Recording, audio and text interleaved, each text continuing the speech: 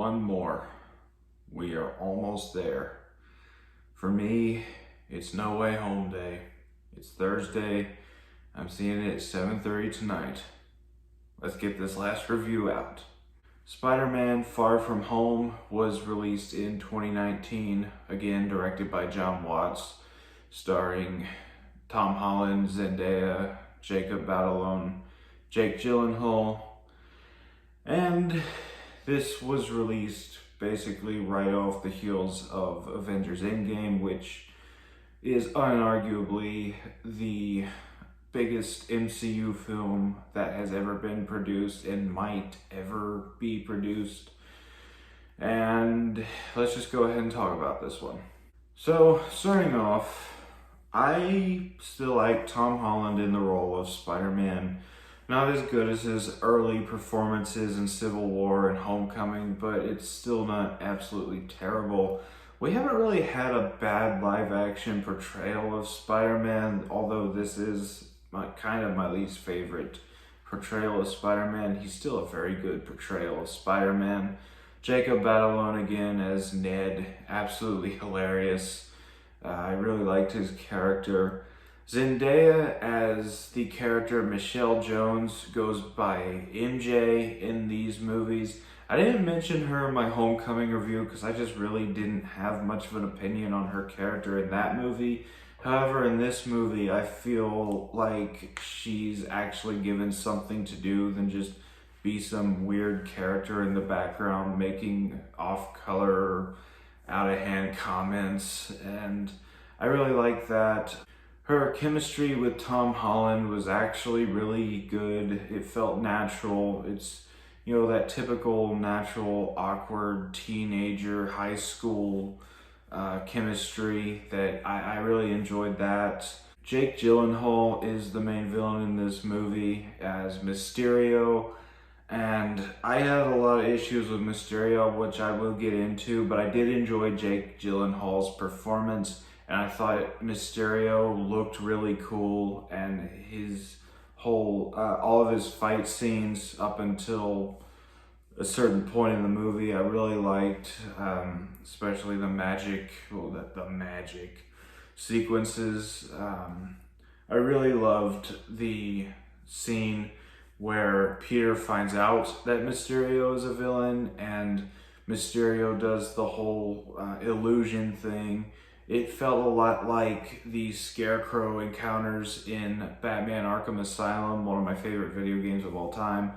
And I really liked that whole sequence. I wish we had more of that from Mysterio and less of what we got later in the movie. But again, I'll get to that later. Samuel L. Jackson returns in this movie as Nick Fury, who is another character who had been in the MCU since the very beginning. I really liked his performance in this movie. He's not in it a whole bunch, but he's in it enough. And I liked J.B. Smoove as Mr. Dell. He's funny. He didn't really do much but make funny comments, and I really liked him in the movie. He was funny. Flash Thompson is way more bearable in this movie. He's not hurling out elementary school grade insults at Peter. He's actually quite funny when he's on screen. I liked him. And I feel the best performance in this movie is Jon Favreau as Happy Hogan. He's at his absolute best as this character in the movie, especially the scene where he's talking with Peter in a private jet, because this is coming off the cusp, again, off of Avengers Endgame, and those of you who have kept up with the MCU know that Tony Stark is dead at this point. He died in Avengers Endgame, defeating Thanos, and it's just such an emotional scene seeing Peter and Happy reminisce about Tony and how much they miss him. I thought it was a very well done emotional scene. Really liked that. The action sequences in this movie weren't absolutely horrible, but again, like The Amazing Spider-Man 2, they really weren't the best. They were just kind of there to serve purpose.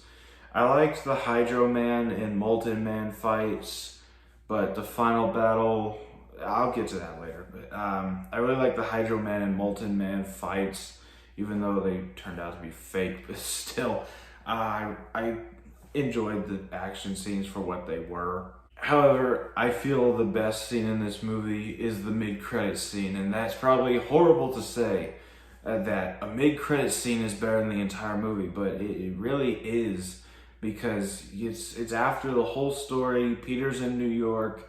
You get a Times Square Jumbotron TV. I don't know what they call those things, but there's a news report that Mysterio's exposing Spider-Man, and who do we get? None other than J.K. Simmons coming back as J. Jonah Jameson, and more of a modern take on the character, more like an Alex Jones type thing. He's absolutely amazing. Once again, he's only in it for like 30 seconds, but it was such a pleasant surprise seeing that scene in the movie theater back in 2019. I absolutely loved that specific scene. And that's about all I can say for the positives here. Moving on to what I didn't really like in this movie. There's quite a few things I wasn't a fan of.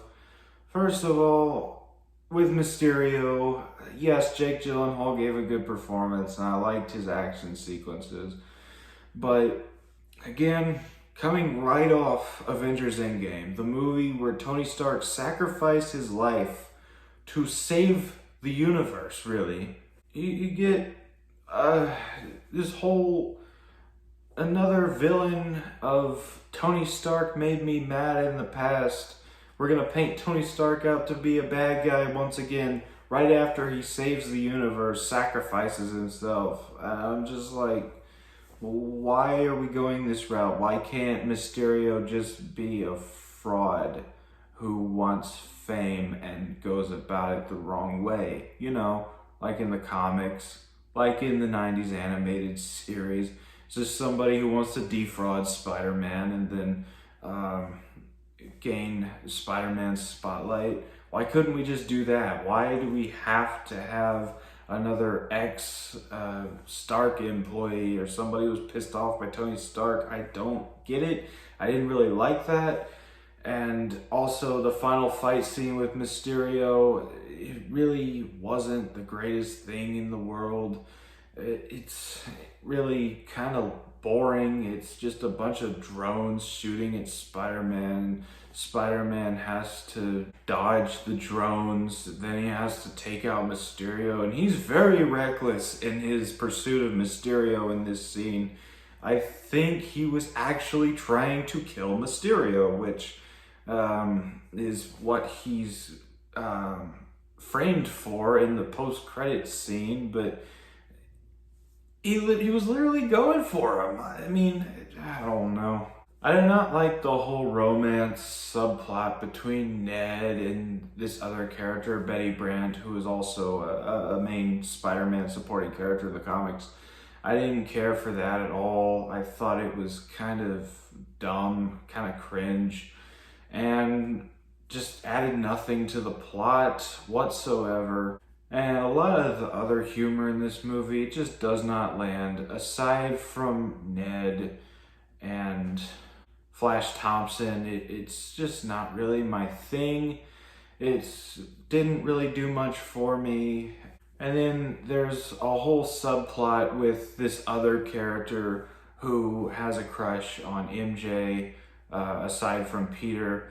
And the whole plot with him and Peter kind of competing for MJ's affection just doesn't really do much for me. I thought it was kind of lame, could have been left out. And I just didn't really like that either.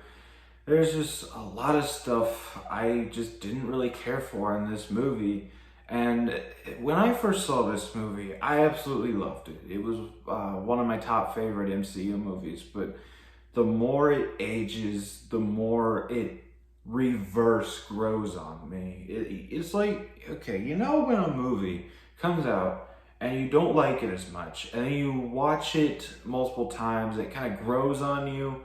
This movie has the opposite effect. I loved it when it came out, and I've just kind of fallen out of love. No matter how many times I watch it, I just can't really get into it. And it's probably just because it's another cog in the MCU machine. I really hope No Way Home doesn't really follow up the whole cog in the MCU machine thing that this movie did. But either way, let's just get off the subject of what I didn't like. Final thoughts. Spider-Man Far From Home is a very flawed movie in my opinion. It's very weak for me. It's kind of disappointing seeing how it's turned out in my eyes recently. And Spider-Man Far From Home, I'm sorry, I can only give it a 5 out of 10. Alright, so that was my thoughts on Spider-Man Far From Home. What did you think of this movie? Let me know down in the comments section. As always, don't forget to like, comment, subscribe, share this video. I'm going to see Spider-Man No Way Home tonight. I am so excited. I have avoided spoilers like the plague, and I just cannot wait for this. I will see you all tomorrow with my review of it, and it will be spoiler free, don't worry. And it'll probably be a brief review because I want it to be spoiler free. But either way, see you all tomorrow.